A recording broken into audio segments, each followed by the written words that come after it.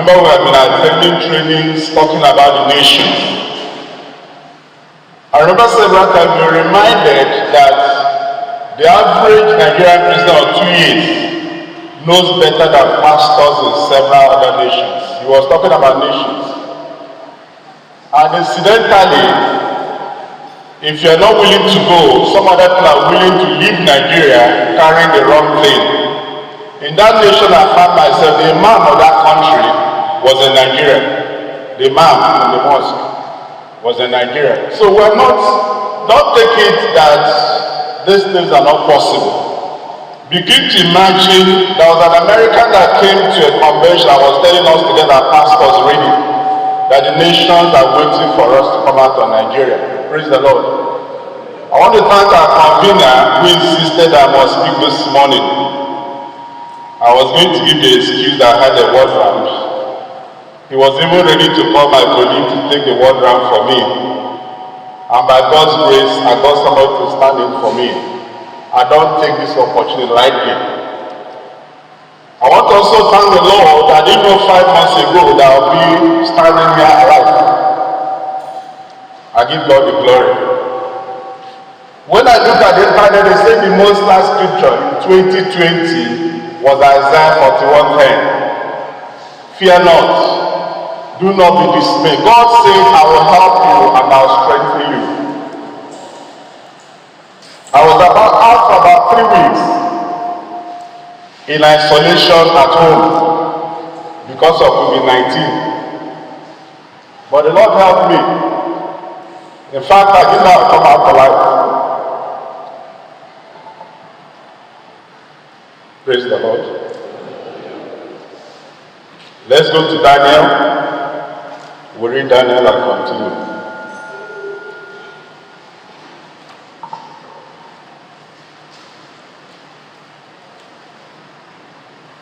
We'll take Daniel chapter 1. Let's bow our heads to pray.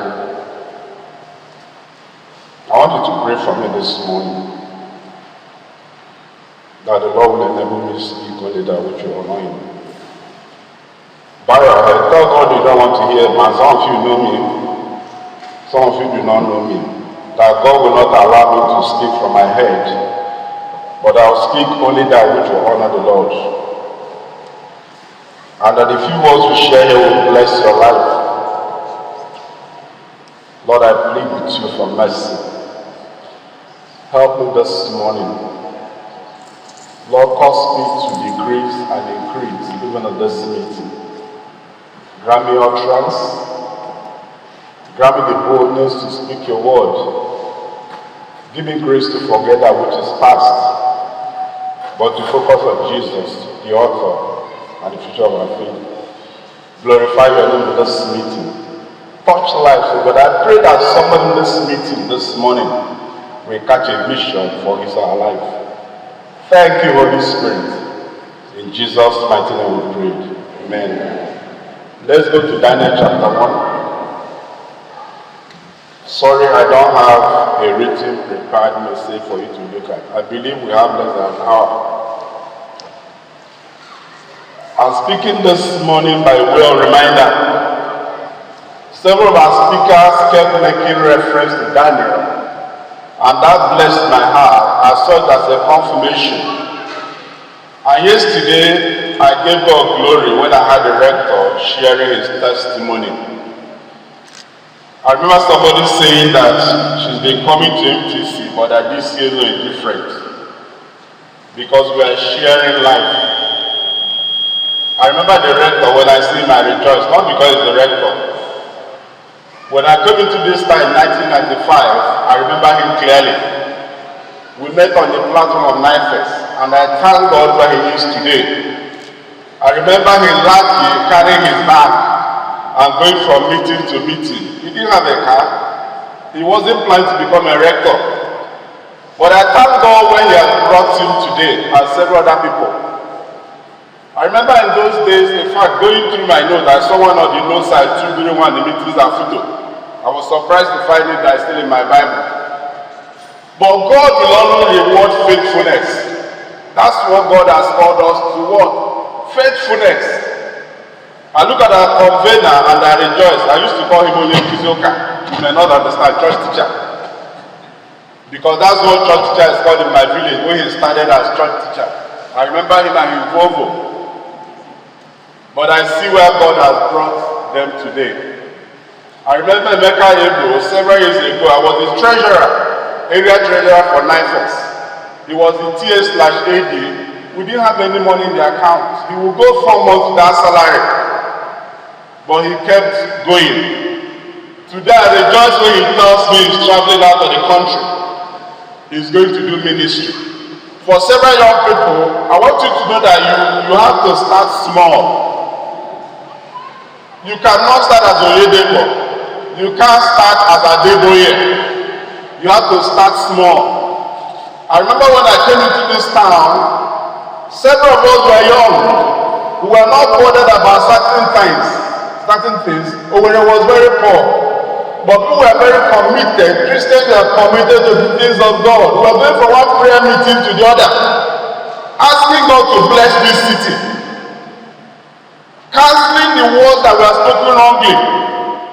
One of the things we asked God was to prosper this city. And I thank God that I lived long enough to see Owerri prosper. Several years ago, I was not in Nigeria, but one night I had a dream. And when I woke up, I was telling my friends, say that may be what God is saying. One of the things I remember in that dream was that prosperity was coming to our land, but it was for the sake of the gospel. That we wasted the best prosperity on things, children that people's club, but that God was doing prosperity for the sake of the gospel. You may not remember, many people didn't realize it. Suddenly, there was money everywhere. And some people used it well. People began to change cars. Some young people had 2 cars who didn't have a wife, but they had more than 1 car. I wonder what they were doing with it. Some people took advantage of that. And it was a period. The thing has dried up. And some people missed it. Praise the Lord. God may give us another time of prosperity, but we should be sensitive to know that this is of God, and I must take advantage of it for the sake of what? The gospel. Because that is God's purpose. There was a time we were being told that there was a coming finance transfer of wealth. Many of us didn't know when it happened. Many of you know, before in our meetings, you won't find any car. Those of you belong in this land. We won't find any car. We were using leg. We couldn't even fuel our cars. I remember when God began to bless this land. I was in the school in a fellowship. We began to dedicate cars, 1 car after the other. One of my friends used to work from Amako here to ITC on foot to join bus to go to work. But I rejoice today when I see him driving him on state government vehicle because they're permanent secretary today.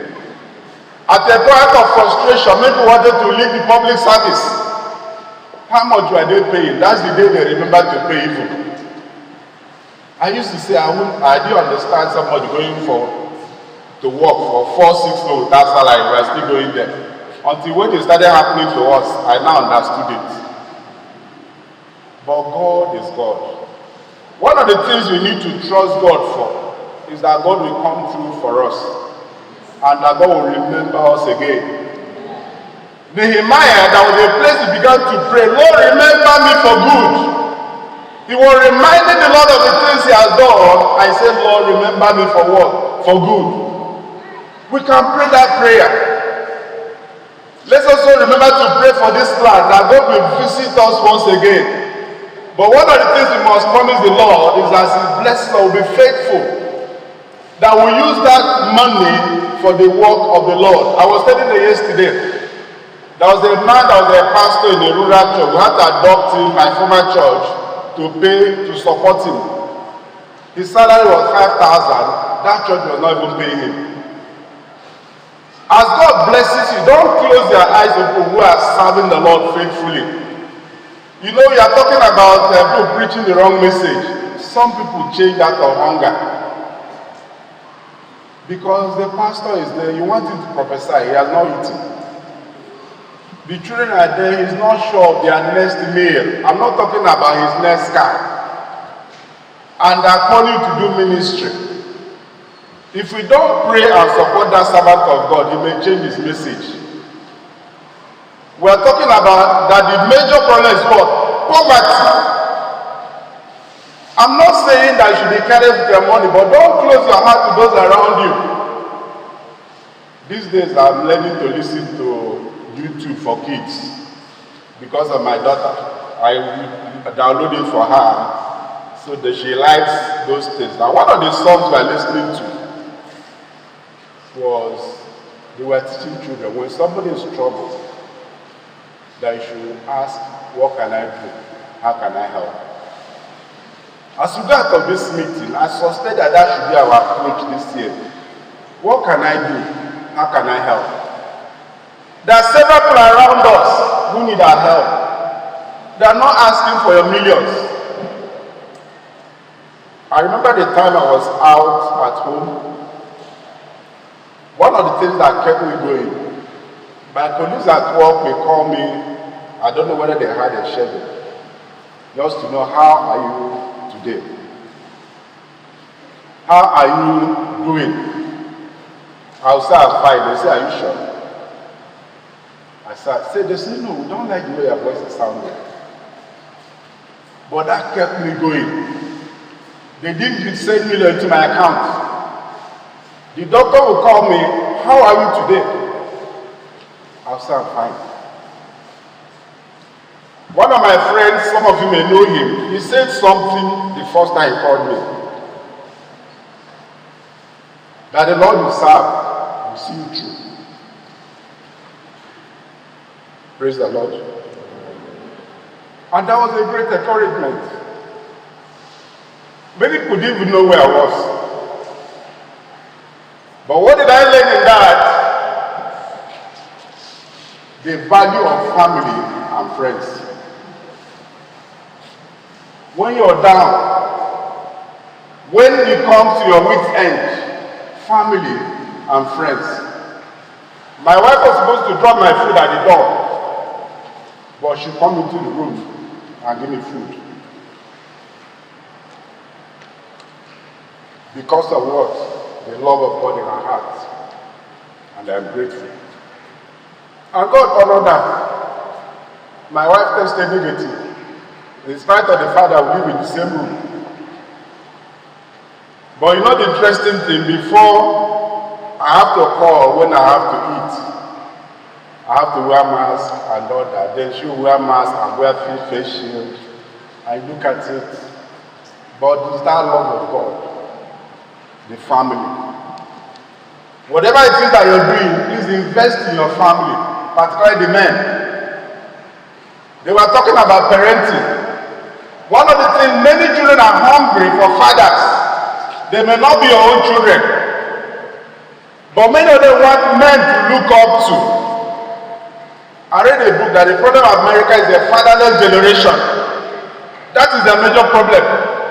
A fatherless generation.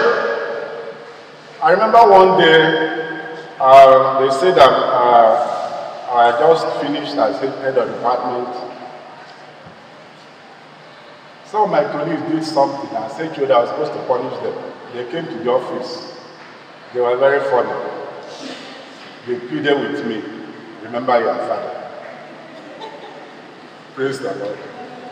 I said, how can I do it? That some of you have more children. They say, no, you are a father. Look at us as your father. It's not a joke, but that thing touched me. And it helped me as a HOD. To know that these young people are looking up to me as a father. Praise the Lord. Because all that we're talking, manual for parenting and all that, no. Children want to see a father. That's why one of the things that has harmed many nations is this idea of single mother. Hebrew scripture. Single mother. No. We read about slavery. What did they do to the slaves? They made sure that those children didn't have fathers. If you Google, look at the cost of Lynch. You can Google it. One of the things they found in African slaves was that the man was in charge of his family, and his family looked up to him. The man provided the theory that if they change that relationship, that nobody can restore it. So they never allowed the slaves to marry. Once the man had a child, they removed him from that farm to another farm and handed over leadership of that family to the woman. And they've left them in confusion for more than 100 years. One woman was asking me, these men are not the same men like you people that came from Africa, but I will notice that you're different. You may not know, but your father trained you to exercise authority as a man. We are being reminded that one of the things the enemy does is to destroy the male child. You can Google that thing, and when people are arguing against, some people wonder, if you've been to America, you wonder, these men, are they human beings? They are human beings. You should pity them. Somebody has programmed them to look like they're emasculated. One of the effects of slavery. Education is free in most of those countries, but the boys drop off after junior secondary. And they start having children when they live for their mothers. You might find, there was one I remember, the girl was 13, I think the boy was 14. They had a baby.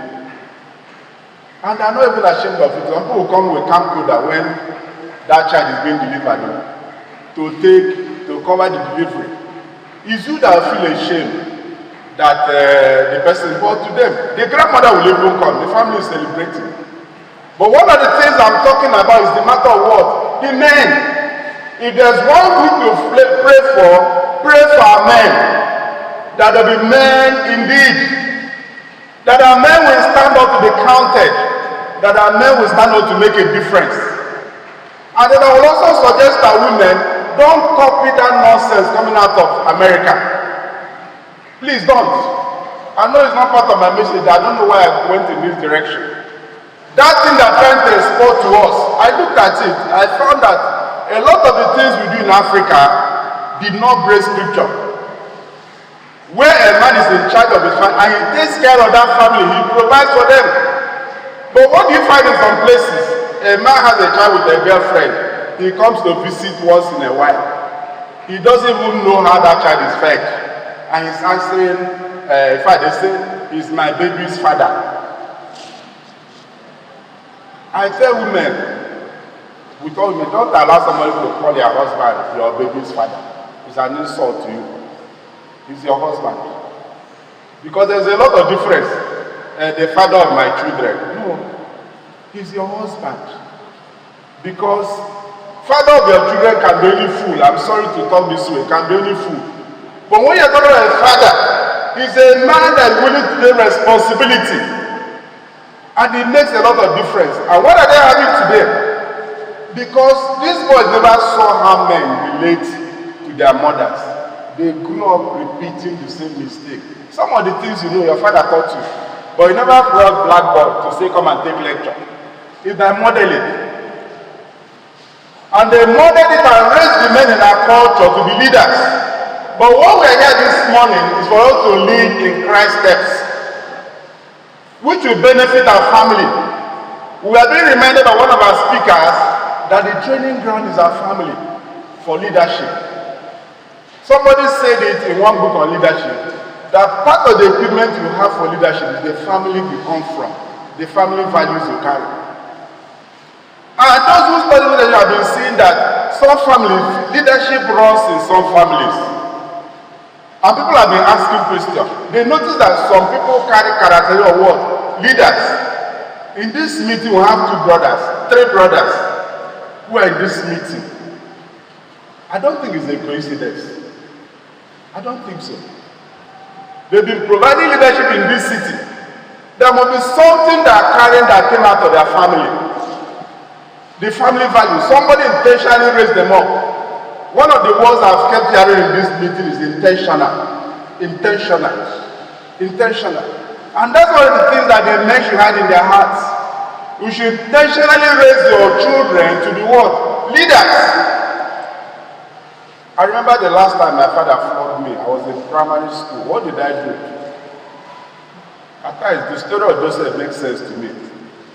I had 4 other younger brothers. Instead of Sunday school, went to play back. They said it was me that went to play. They may not remember this today. My father flogged me that I should have shown a good word. Example. I remember after that, I had to stay in my father's room for some days. I started staying in his room because, you know, culturally, most people believe that you should get the first son right so that it will affect his younger ones. You may not agree, but I think they're correct. Just like most mothers believe that you should get your first daughter correctly and that it will flow down. Praise the Lord. So we're looking at the matter of intentional. The other thing I want to talk about is that one of the things COVID-19 brought out, I was listening to an analysis from BBC. Sorry, I'm not doing exposition. That's the way I do my own. I'm sorry. Thank God this year we're not doing too much of it. We want to share from our hearts. I was listening to BBC discussing this problem. One of the things COVID-19 brought out is the lack of global leadership. Okay, praise the Lord. That nobody was in charge in the world. The WHO was confused.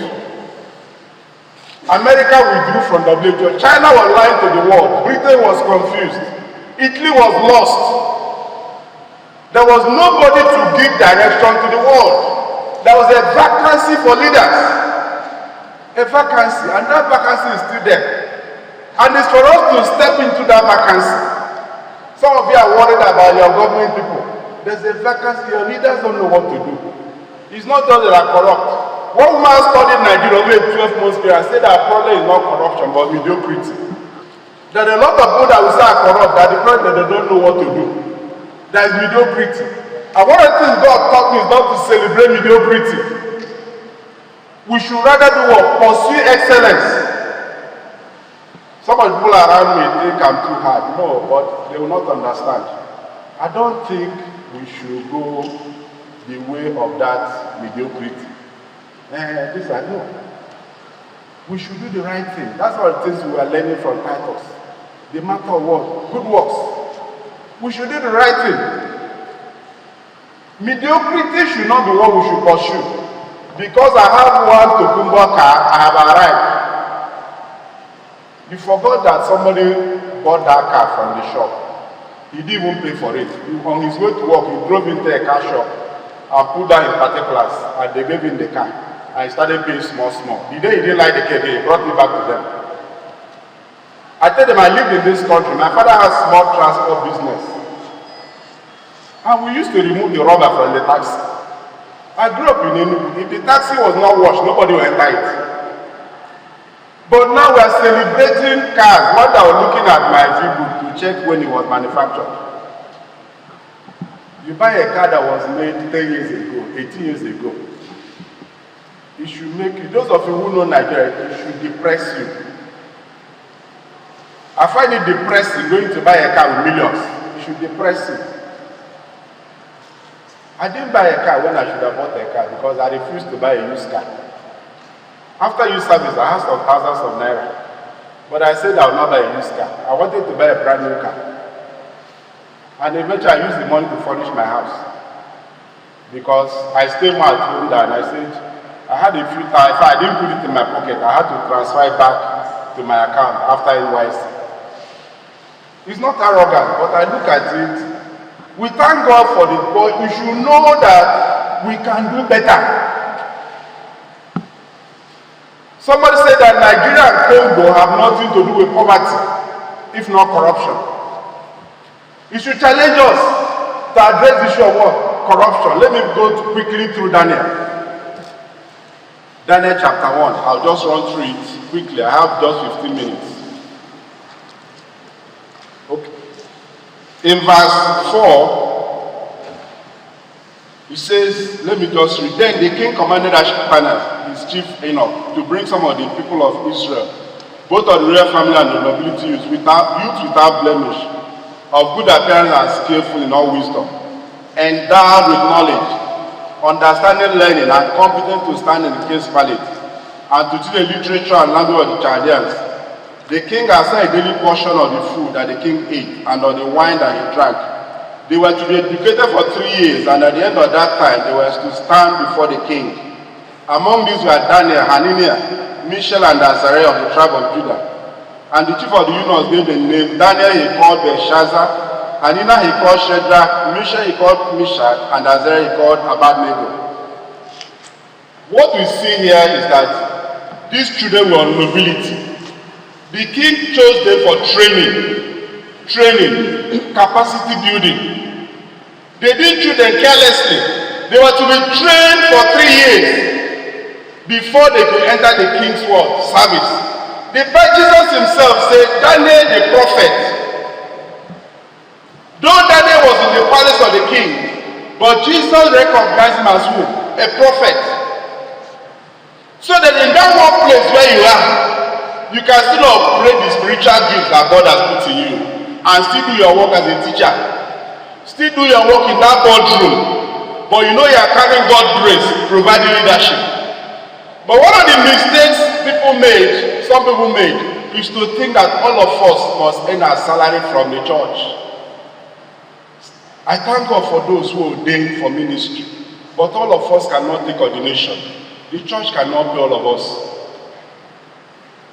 Like somebody said, that in their generation, the best went to Bible school. All of us should not go to Bible school. You look at the training capacity. I keep telling you, if you're here, you have just a first degree. Build your capacity. See how you can get a second degree.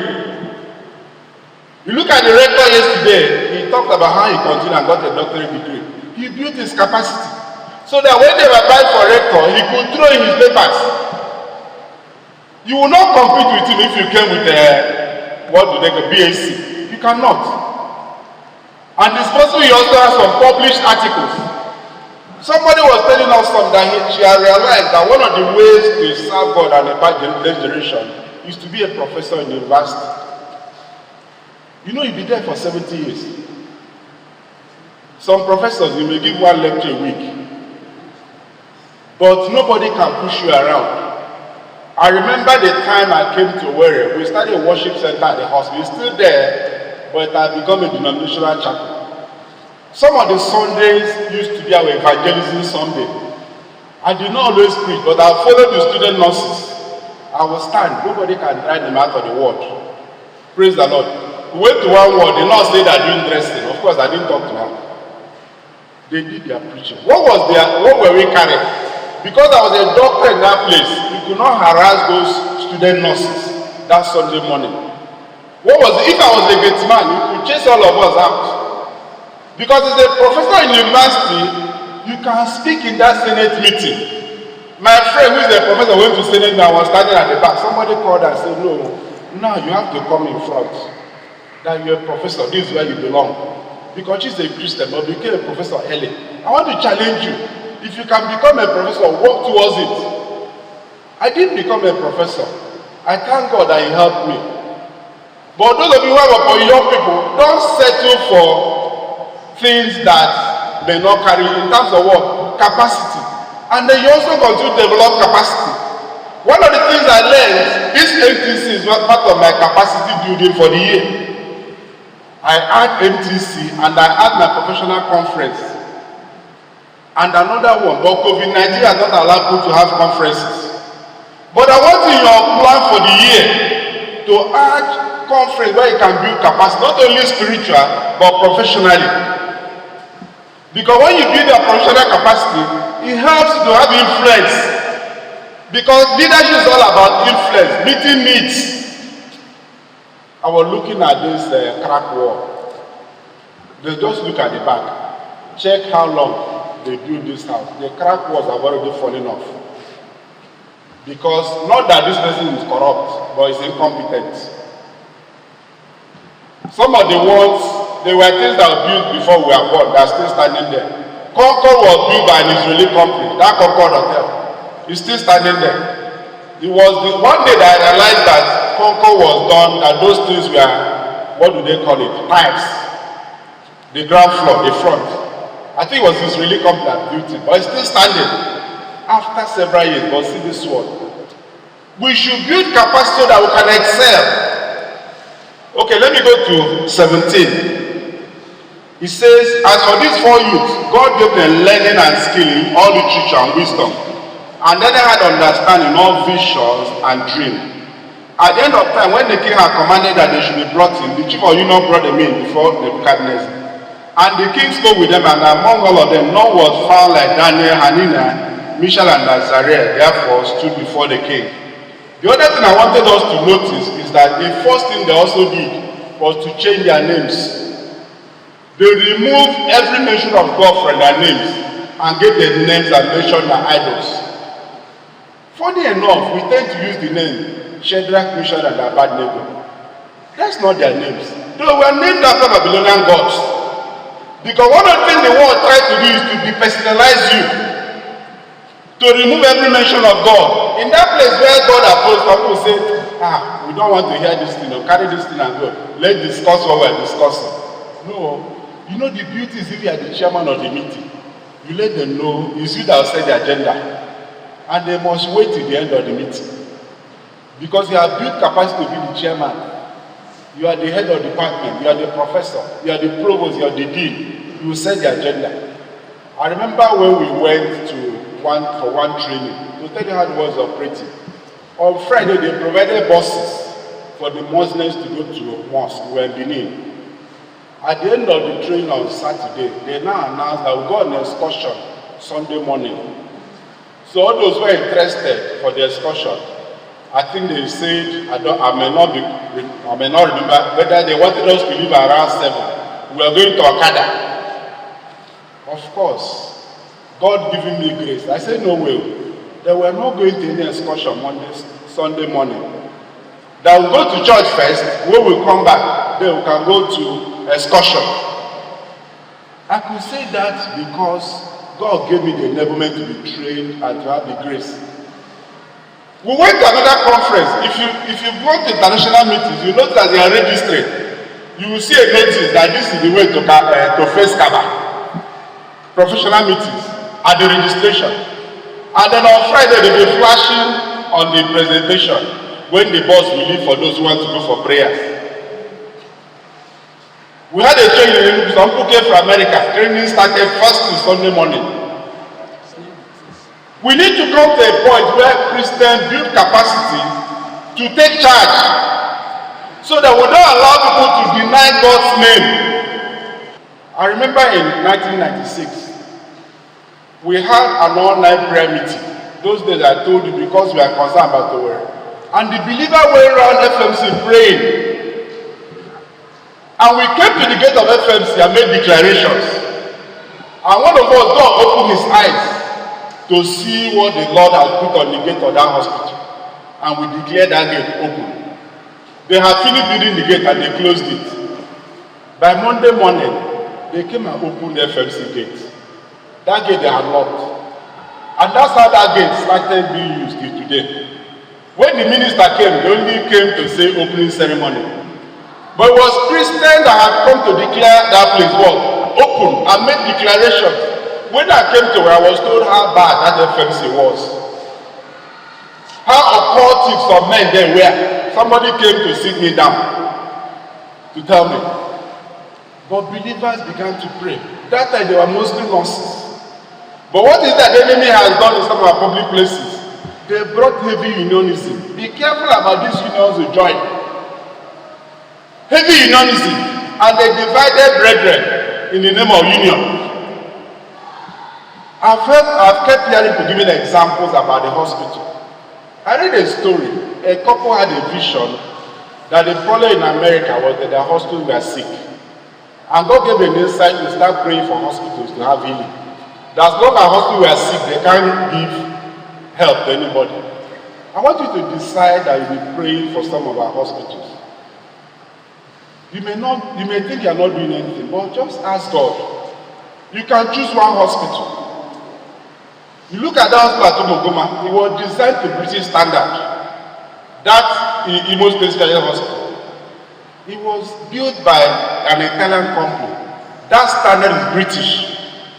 Some of the big hospitals here in Britain are not bigger than our hospitals. But it's just that they're doing the right thing. Choose to pray. I was challenged. One day, one of the mothers called me during that COVID-19. I was still there at that time. He just called to know how I was. That I've been in the front line, that they were concerned about us. I said I was okay. I know there's somebody coming for a lorry. As encouragement because of what we are going through. You can call that nurse, you can call that doctor and say, how are you? And let him know that you're standing in the gap for them. Let's not always look at when they don't do it well. They gathered 150 oxygen cylinders for one big man in Abuja. They were going to fly from different airports in the country before the man died. Because there was no oxygen at that isolation center. A professor, somebody around Buhari. No, you know if those people told you there was no oxygen, you would not agree. Because Anoka was involved, somebody was now saying, please, they should still bring those oxygen cylinders they had gathered. So that other people who needed to do what? Use it. So I'm challenging us to do what? Choose to pray for our hospitals, choose to pray for our universities. Pray for Christian lecturers. Let's not only celebrate when they fall. Some of them are under a lot of pressure. Pray for them. Encourage that the Lord will help them to stand. You know, it's become so bad that someone who is doing wrong thing is harassing you. It's only you that is in this school. What's your own self? One of the things I remember clearly, during that our small church those days, one of the retreats we had in my sitting room, the speaker was Venerable AC. And we looked at the book of Nehemiah. I remember, I think it was 96. One of the things that I took out of that meeting is that a leader must be able to take nonsense. Criticism is an occupational hazard of leadership. If you are not ready to be criticized, because they call the extremists. This man, you carry this on your head. Some meetings they won't call you. But find time to go there. There was one meeting where they planned something. I didn't know. I came to meeting and sat down. Somebody came, okay, this is why I came to meeting today. I said, yes, I decided to come. And that motion did not carry. I didn't know they had decided to do a motion, which would have caused more trouble. And the chairman when the chairman saw me, he acknowledged when I spoke. Eventually, he didn't succeed. Imagine if all of us stayed at home. Your professional association, go to their meeting, pay your dues, sit down there, and provide the leadership in the stead of Jesus. You don't have to be the chairman. Don't forget that they take your dues and you don't go to their meetings. Somebody will take your dues and build a house. You won't ask him question because the union chairman. Go to the meeting. You don't need to. You know, one of the things we learned is to pick the fight that we're going to fight. You don't have to always fight. One of the things God gave them was wisdom and understanding. You ask God for wisdom for that. You should know when to speak and when just to listen. Your main presence in that place, the influence that you carry. But be intentional about it. Let's go to chapter 6 so that I'll round up. In chapter 6, from 1 to 6, we have read it yesterday.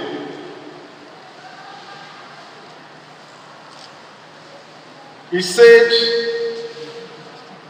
then this Daniel became distinguished above all the other high officials and satraps, because the ancestral spirit was in him, and the king planned to settle over the whole kingdom. Then the high officials and the satraps sought to find a ground for complaint against Daniel with regard to the kingdom. But they could find no ground for complaint or any fault, because he was faithful, and no error of fault was found in him. Then this man said, we shall not find any ground for against this Daniel unless we find a connection with the law of his God. You look at this Daniel. Remember, the preparation was in chapter 1. And one of the things we saw in 1a was Daniel resolved within himself. Daniel purposed in his heart. What God is calling us is to purposeful leadership. You don't have to be popular, but you should be purposeful, knowing that God has put you here for what? A purpose. That you're not here to earn salary.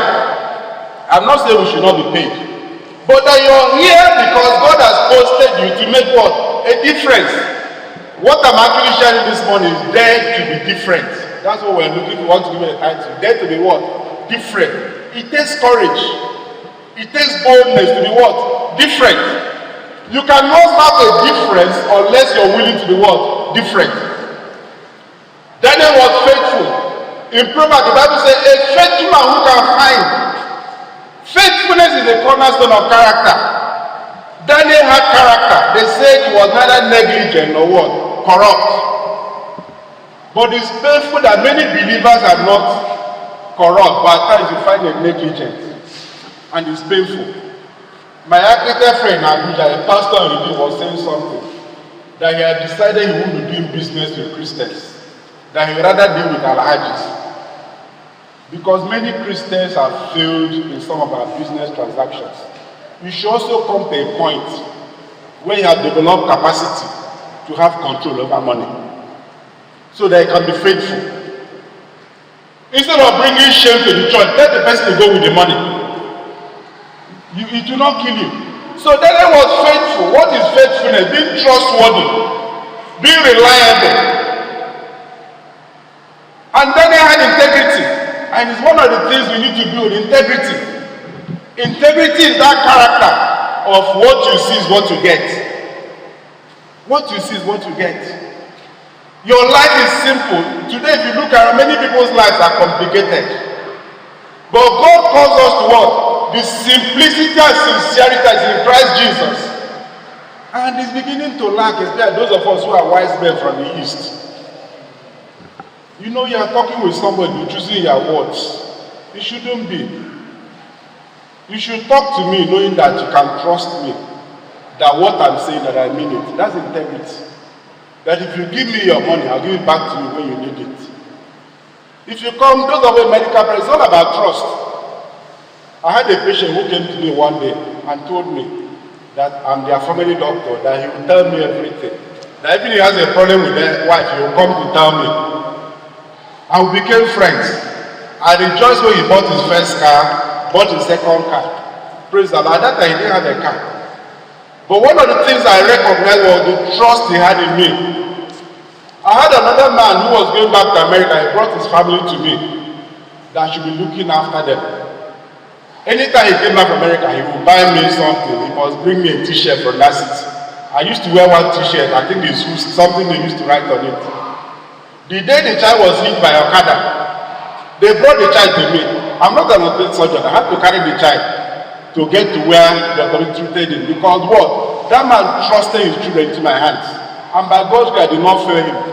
It was funny. One other man that brought me his family, I was visiting UK. I ran into the man on the street. The man looked at me. You know the first question, I hope you've not left Nigeria. I said no. Praise the Lord. I said, look at this man. I must remain there and look after your children. Praise the Lord. But you look at it, it's all about what? Trust. We should learn as believers to build trust. Daniel had integrity. Praise the Lord. Integrity. And the matter of negligence. Many of us are negligent. You shouldn't be negligent. When they put something in your hand, do it and do it well. Titus said we should be ready to do good works. If work starts at 8, go to 8. If somebody had written 9:15, write written 8, and you came late, write the correct time there. There's nothing they will do to you. Integrity. You know, even that check in your office, your age, whether it is correct. Praise the Lord. By God's grace, I retired last year. Some people were surprised. Somebody saw me one way, say, what are you doing here? I said, I came for the retirement training. That I'm retiring in 2020. I know my age. I have one age. I've always had one. Before, when I was in secondary school, people thought I was older. We had privilege of going to school early. Because of my size, most people didn't know that I was younger than that age. But now, some people think I'm younger than my age. No. One man in the back was saying, are you up 60? I said, yes, I'm 60. Praise the Lord. But God has shown me, God has honored me and shown me faithfulness. That I walked out of FMC on my feet. They didn't carry me in a coffin. I'm grateful to the Lord. That God honored me. You know, at that time that we were out, it was like, it was the end. Because nobody was sure whether you were coming back. But God is a faithful God. When you honor God, God will honor you. In that night, God, that God will undertake for you. He will raise help for you. Isaiah said, the sovereign Lord will help me and I will not be put to shame. When that thing becomes tough, I remember one of the times I was supposed to come for appointment. They were supposed to write me from admin. They didn't call me, they didn't write me. It was my medical director that called me, where are you? Did they invite you? I said, no. He said, please come. And I came for my appointment as a consultant. Some of these challenges, but you see the help that God raised for us. During the crisis in my house, some people will not discuss something around me that are your friends. I say, yes, they're my friends. I remember one time I was to travel out of the country. I had applied for commission trial from the board. Somebody removed it from the file. It's not always easy. I remembered my file. But the mistake they made was instead of red pen, they used blue to number that part of the file. My other called me when he was through. I said, please write another one that I'll process it. I wasn't applying for money to travel. I needed official word, permission. It's the other area I want to encourage you. I say, civil servant, know the process. Don't be careless. Know the process. I know that many people just get up and travel. If anything happens to you, they may not pay your family entitlement. I lost my colleague some years ago, my classmate. They were not going to pay his family entitlement, and he didn't have permission to travel. He took a minister to intervene because he was chief executive of a federal government establishment. Praise the Lord. So that's being what? Negligent. Those of you in public service, know the rules. So they can use that rules and use it well to know how you're protected. Praise the Lord. I'm rounding up. So Daniel, I looked at it. Daniel was faithful. Daniel was not corrupt. And Daniel was not negligent. But Daniel was skilled. He had capacity. And therefore the king was going to promote him. Yesterday we were told that it's only when you have capacity that you can have what? Influence.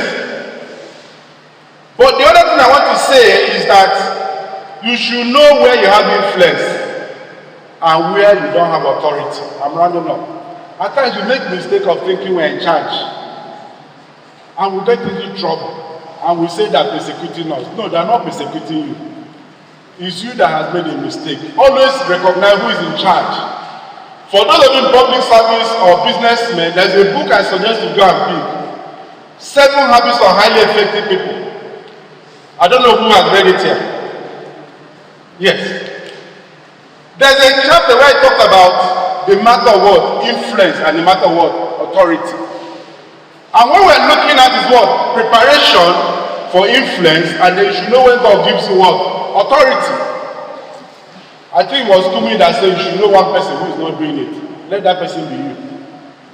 So that when you become in charge, you can dictate what happens. So we have said so much this morning, but I want us to take our time to study this man. Joseph is another example.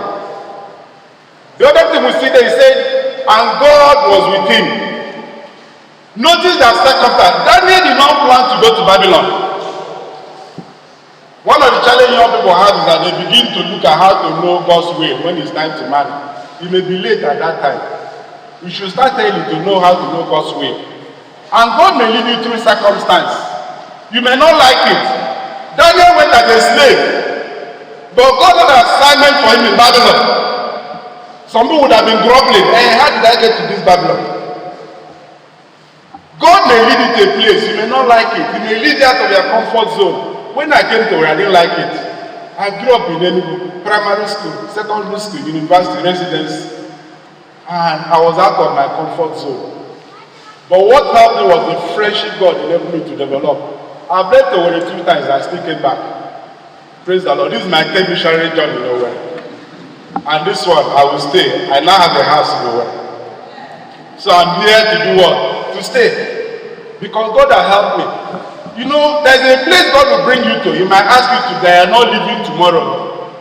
You might not like it, but as you keep staying, God will keep doing what? Helping you. Because He has promised that He'll do what? He'll help us. So I want to challenge our young people here. Start early. Ask questions.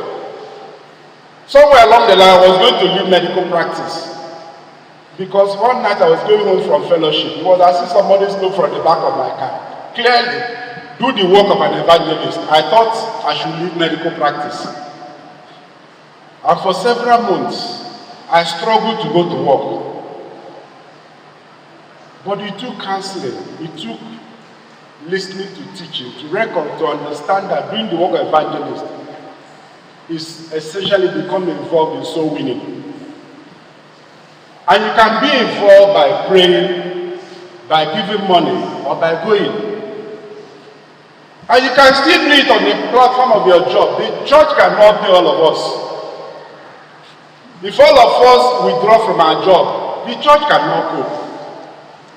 But whichever work you are doing, see it as a place God has given you to do what? To extend the love of Christ that we are told yesterday. And for several young people, don't just leave that job that you're doing.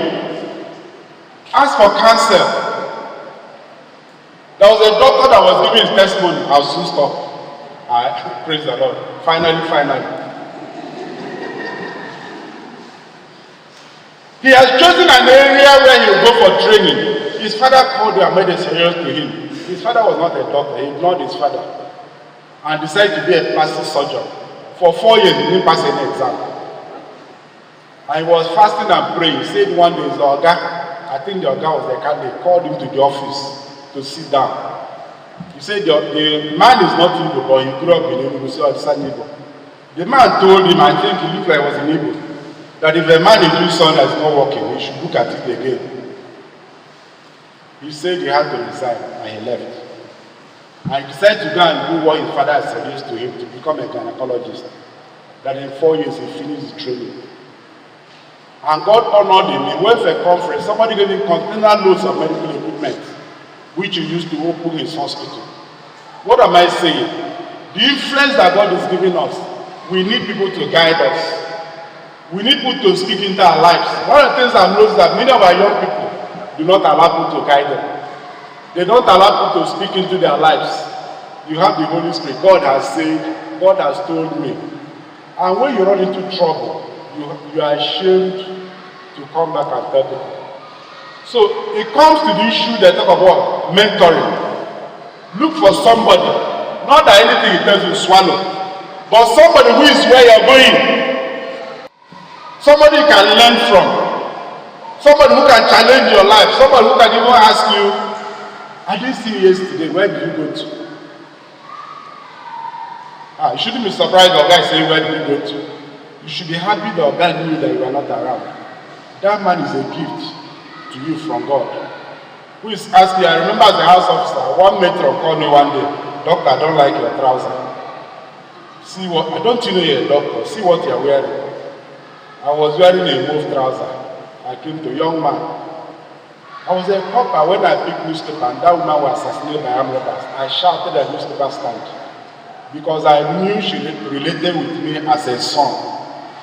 She didn't know me, but she was so concerned even what I want to work, because this is not that trained in England.